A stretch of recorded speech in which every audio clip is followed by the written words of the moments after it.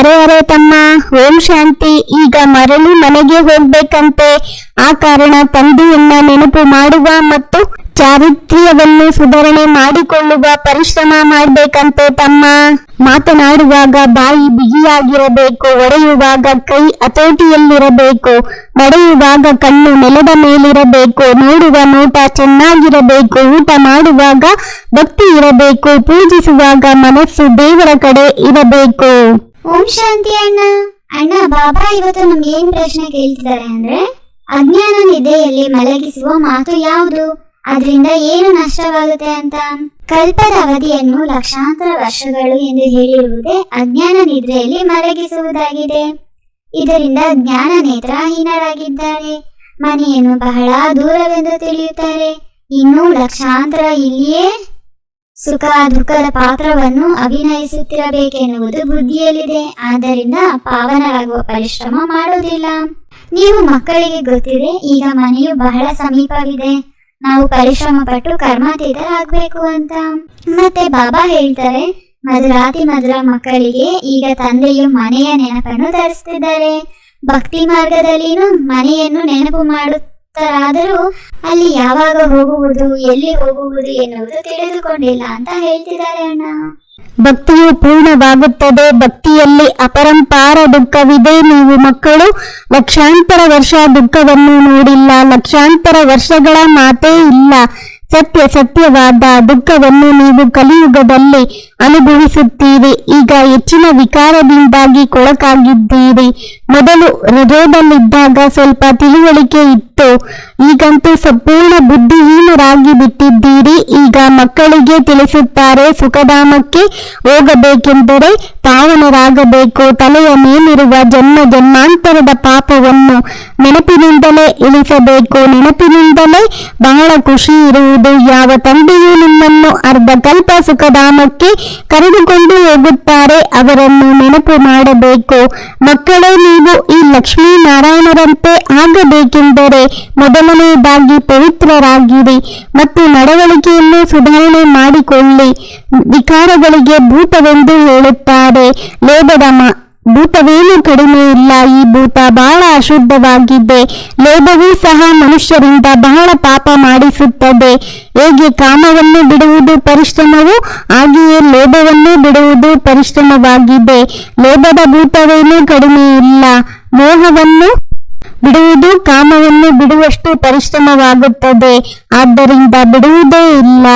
ಚೆನ್ನಾಗಿ ಜೀರ್ಣವಾದ ಅನ್ನ, ಸುಕ್ಷಿತವಾದ ಮಗ, ಉತ್ತಮ ಶಿಸ್ತಿನ ಪತ್ನಿ, ವಿಧೇಯತೆಯಿಂದ ಸೇವೆ ಮಾಡಿಸಿಕೊಂಡ ರಾಜ, ಚೆನ್ನಾಗಿ ಯೋಚಿಸಿ ಆಡಿದ ಮಾತು, ವಿಚಾರ ಮಾಡಿ ಮಾಡಿದ ಕೆಲಸ, ಇವು ಎಷ್ಟು ಕಾಲ ಕಳೆದರೂ ಕೆಡುವುದಿಲ್ಲ, ಬದಲಾಗುವುದಿಲ್ಲ.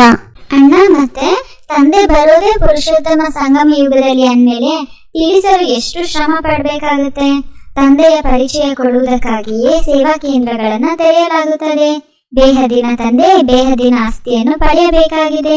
ಭಗವಂತನು ನಿರಾಕಾರನಾಗಿದ್ದಾರೆ, ಕೃಷ್ಣನು ದೇಹಧಾರಿಯಾಗಿದ್ದಾನೆ. ಅಂದ ಮೇಲೆ ಕೃಷ್ಣನಿಗೆ ಭಗವಂತ ಅಂತ ಹೇಳೋದಕ್ಕೆ ಸಾಧ್ಯ ಇಲ್ಲ.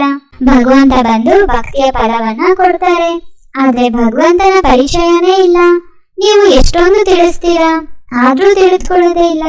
ದೇಹಧಾರಿಗಳು ಅವಶ್ಯವಾಗಿ ಪುನರ್ಜನ್ಮದಲ್ಲಿ ಬರ್ತಾರೆ, ಆದ್ರಿಂದ ಈಗ ಅವರಿಂದ ಆಸ್ತಿಯು ಸಿಗೋದಿಕ್ಕೆ ಸಾಧ್ಯ ಇಲ್ಲ.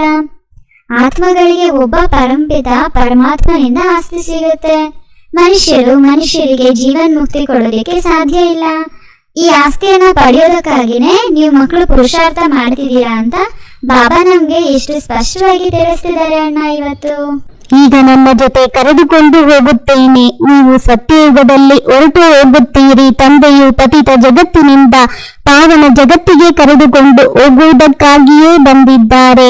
ಪಾವನ ಪ್ರಪಂಚ ಇರುವುದೇ ಎರಡು ಪ್ರಕಾರವಾಗಿ, ಒಂದು ಮುಕ್ತಿ ಮತ್ತು ಇನ್ನೊಂದು ಜೀವನ್ಮುಕ್ತಿ.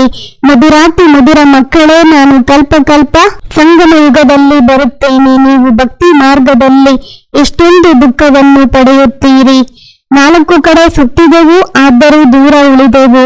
ಯಾರಿಂದ ದೂರ ಉಳಿದಿರಿ? ತಂದೆಯಿಂದ. ತಂದೆಯನ್ನು ಹುಡುಕುವುದಕ್ಕಾಗಿಯೇ ಪ್ರತಿ ಜನ್ಮದಲ್ಲಿ ಸುತ್ತಿದ್ದೀರಿ, ಆದರೆ ತಂದೆಯಿಂದ ಬಹಳ ದೂರವೇ ಉಳಿದಿರಿ. ಆದ್ದರಿಂದ ಏ ಪತಿತ ಪಾವನ, ಬನ್ನಿ ಬಂದು ಪಾವನ ಮಾಡಿ ಎಂದು ಕರೆದಿರಿ. ತಂದೆಯ ವಿನಃ ಬೇರೆ ಯಾರು ಮಾಡಲು ಸಾಧ್ಯವಿಲ್ಲ. ಈ ಆಟವೇ 5,000 ವರ್ಷಗಳದಾಗಿದೆ. ನಾಟಕದನುಸಾರ ಪ್ರತಿಯೊಬ್ಬರೂ ಪುರುಷಾರ್ಥ ಮಾಡುತ್ತಾರೆ. ಯಾರು ಕಲ್ಪದ ಹಿಂದೆ ಯಾವ ರೀತಿ ಮಾಡಿದ್ದಾರೋ ಅದೇ ರೀತಿ ಮಾಡುತ್ತಿದ್ದೀರಿ. ಅದರನುಸಾರವೇ ರಾಜಧಾನಿ ಸ್ಥಾಪನೆಯಾಗುತ್ತದೆ. ಎಲ್ಲರೂ ಒಂದೇ ರೀತಿ ಓದುವುದಿಲ್ಲ. ಇದು ಪಾಠಶಾಲೆಯಾಗಿದೆ ಅಲ್ಲವೇ? ರಾಜಯೋಗದ ವಿದ್ಯೆಯಾಗಿದೆ ಅಂತ ಬಾಬಾ ಹೇಳ್ತಿದ್ದಾರೆ ತಮ್ಮ. ಯಾವುದೇ ಸಂದರ್ಭದಲ್ಲೂ ನಿಮ್ಮ ಜೀವನ ಸ್ಥಾನಮಾನವನ್ನು ಬೇರೆಯವರೊಂದಿಗೆ ಹೋಲಿಸಿಕೊಳ್ಳಬೇಡಿ. ಹೋಲಿಸಿಕೊಂಡರೆ ಸಮಾಧಾನದಿಂದ ಇರಲು ಸಾಧ್ಯವಿಲ್ಲ. ನಿಮ್ಮ ಜೀವನ ನಿಮ್ಮದು, ಅದು ಬೇರೆಯವರದ್ದಾಗಲು ಸಾಧ್ಯವೇ ಇಲ್ಲ. ಅಣ್ಣ, ನಾವು ಪುನಃ ಇಲ್ಲಿಗೆ ಬಂದು ಪಾತ್ರವನ್ನು ಅಭಿನಯಿಸಬೇಕಾಗಿದೆ. ತಂದೆ ತಿಳಿಸ್ತಾರೆ, ಆತ್ಮ ಪತಿತ ಆಗಿರೋ ಕಾರಣ ಪಾವನ ಆಗೋಲಿಕ್ಕೆ ಪತಿತ ಪಾವನ ತಂದೆಯನ್ನ ನೆನಪು ಮಾಡುತ್ತೆ ಅಂತ. ಎಷ್ಟೊಂದು ವಿಚಿತ್ರವಾಗಿದೆ. ಇಷ್ಟೊಂದು ಸೂಕ್ಷ್ಮ ಆತ್ಮವು ಎಷ್ಟೊಂದು ಪಾತ್ರ ಅಭಿನಯಿಸುತ್ತಲ್ವಾ ಅಣ್ಣ? ಇದಕ್ಕೆ ಸೃಷ್ಟಿ ಎಂದು ಹೇಳ್ತಾರೆ. ಆತ್ಮವನ್ನು ನೋಡೋದಕ್ಕಾಗೋದಿಲ್ಲ. ನಾವು ಪರಮಾತ್ಮನ ಸಾಕ್ಷಾತ್ಕಾರವನ್ನ ನೋಡ್ಬೇಕು ಅಂತ ಹೇಳ್ತೀವಿ. ಅದಕ್ಕೆ ತಂದೆಯು ತಿಳಿಸ್ತಾರೆ, ಇಷ್ಟು ಸೂಕ್ಷ್ಮ ಬಿಂದುವಿನ ಸಾಕ್ಷಾತ್ಕಾರವನ್ನ ಏನು ನೋಡ್ತೀರಾ? ನೀವು ಅರಿತುಕೊಳ್ಳಬಹುದೇ ವಿನಃ ನೋಡಲು ಸಾಧ್ಯವಿಲ್ಲ. ಆತ್ಮಕ್ಕೆ ಇವೆಲ್ಲ ಕರ್ಮೇಂದ್ರಿಯಗಳು ಪಾತ್ರ ಮಾಡೋದಿಕ್ಕೆ ಸಿಕ್ಕಿದೆ. ಎಷ್ಟೊಂದು ಪಾತ್ರ ಅಭಿನಯಿಸುತ್ತೆ. ಎಷ್ಟು ವಿಚಿತ್ರವಾಗಿದೆ. ಆತ್ಮವೆಂದು ಸವಿಯುವುದಿಲ್ಲ. ಇದು ಅವಿನಾಶಿ ನಾಟಕ ಆಗಿದೆ. ಇದು ಮಾಡಲ್ಪಟ್ಟಿದೆ. ಯಾವಾಗ ಮಾಡಲ್ಪಟ್ಟಿತು ಎನ್ನುವುದನ್ನು ಕೇಳಲು ಸಾಧ್ಯವಿಲ್ಲ. ಇದಕ್ಕೆ ಅನಾದಿ ಎಂದು ಹೇಳ್ತಾರೆ ಅಂತ ನಮಗೆ ಬಾಬಾ ಇವತ್ತು ತಿಳಿಸಿದ್ದಾರೆ ಅಣ್ಣ. ನರನಿಂದ ನಾರಾಯಣರಾಗುವ ಪದವಿಯನ್ನು ಪ್ರಾಪ್ತಿ ಮಾಡಿಕೊಳ್ಳಲು ಬೇಅದ್ದಿನ ತಂದೆಯಿಂದ ಬೇಅದ್ದಿನ ಪಾಠವನ್ನು ಓದಿ ಅನ್ಯರಿಗೆ ಓದಿಸಬೇಕಾಗಿದೆ. ಅನ್ಯರನ್ನು ತಮ್ಮ ಸಮಾನ ಮಾಡುವ ಸೇವೆ ಮಾಡಬೇಕಾಗಿದೆ. ಲೋಭ ಮೋಹದ ದಾರಗಳನ್ನು ತೆಗೆಯಲು ಶ್ರಮ ಪಡಬೇಕು. ಯಾವುದೇ ಭೂತ ಒಳಗೆ ಪ್ರವೇಶ ಮಾಡಲು ಸಾಧ್ಯವಾಗದಂತೆ ತಮ್ಮ ನಡವಳಿಕೆಯನ್ನು ಸುಧಾರಣೆ ಮಾಡಿಕೊಳ್ಳಬೇಕು. ಅಣ್ಣ, ಇವತ್ತು ನಮ್ಗೆ ಬಾಬಾ ವರದಾನ ಕೊಡ್ತಿದ್ದಾರೆ. ಭಗವಂತ ಮತ್ತು ಭಾಗ್ಯದ ಸ್ಮೃತಿಯಿಂದ ಅನ್ಯರಿಗೂ ಸಹ ಭಾಗ್ಯ ಮಾಡಿಸುವಂತಹ ಸುಂದರ ಅದೃಷ್ಟಶಾಲಿ ಭವ ಅಂತ. ಅಮೃತ ವೇಳೆಯಿಂದ ಹಿಡಿದು ರಾತ್ರಿವರೆಗೂ ತಮ್ಮ ಭಿನ್ನ ಭಿನ್ನ ಭಾಗ್ಯವನ್ನ ಸ್ಮೃತಿಯಲ್ಲಿ ತನ್ನಿ ಮತ್ತು ಇದೇ ಗೀತೆ ಹಾಡುತ್ತೀರಿ. ವಾ ನನ್ನ ಶ್ರೇಷ್ಠ ಭಾಗ್ಯ. ಯಾರು ಭಗವಂತ ಮತ್ತು ಭಾಗ್ಯದ ಸ್ಮೃತಿಯಲ್ಲಿ ಇರ್ತಾರೆ ಅವರೇ ಅನ್ಯರನ್ನು ಭಾಗ್ಯವಾನ್ ಮಾಡೋದಿಕ್ಕೆ ಸಾಧ್ಯ. ಬ್ರಾಹ್ಮಣರು ಎಂದ್ರೇನೆ ಸದಾ ಭಾಗ್ಯವಾನ್, ಸದಾ ಅದೃಷ್ಟಶಾಲಿಗಳು. ಬ್ರಾಹ್ಮಣ ಆತ್ಮರ ಖುಷಿ ಕಡಿಮೆ ಮಾಡಲು ಯಾರಿಗೂ ಧೈರ್ಯವಿರಲು ಸಾಧ್ಯವಿಲ್ಲ. ಬ್ರಾಹ್ಮಣ ಜೀವನದಲ್ಲಿ ಖುಷಿಯನ್ನು ಕಳೆದುಕೊಳ್ಳುವುದು ಅಸಂಭವವಾಗಿದೆ. ಬಲೆ ಶರೀರ ಹೋದರೂ ಸಹ ಖುಷಿ ಹೋಗಲು ಸಾಧ್ಯವಿಲ್ಲ ಅಂತ ಬಾಬಾ ಹೇಳ್ತಿದ್ದಾರೆ. ಜೊತೆಗೆ ಇವತ್ತಿನ ಸ್ಲೋಗನ್ ಆಗಿದೆ, ಮಾಯೆಯ ಉಯ್ಯಾಲೆಯನ್ನು ಬಿಟ್ಟು ಅತೀಂದ್ರಿಯ ಸುಖದ ಉಯ್ಯಾಲೆಯಲ್ಲಿ ಸದಾ ತೂಗಾಡುತ್ತೀರಿ ಅಂತ. ನಾನು ಅನ್ಕೊಳ್ತೀನಿ ಈ ಅಣ್ಣ ತಮ್ಮಂದಿರ ಕಾನ್ವರ್ಸೇಷನ್ ನಿಮ್ಮೆಲ್ಲರಿಗೂ ತುಂಬಾ ಇಷ್ಟ ಆಗಿದೆ ಅಂತ. ಹಾಗಿದ್ರೆ ಲೈಕ್ ಮಾಡಿ, ಶೇರ್ ಮಾಡಿ, ಈ ಚಾನೆಲ್ನ ಸಬ್ಸ್ಕ್ರೈಬ್ ಆಗೋದು ಮರಿಬೇಡಿ. ಓಂ ಶಾಂತಿ.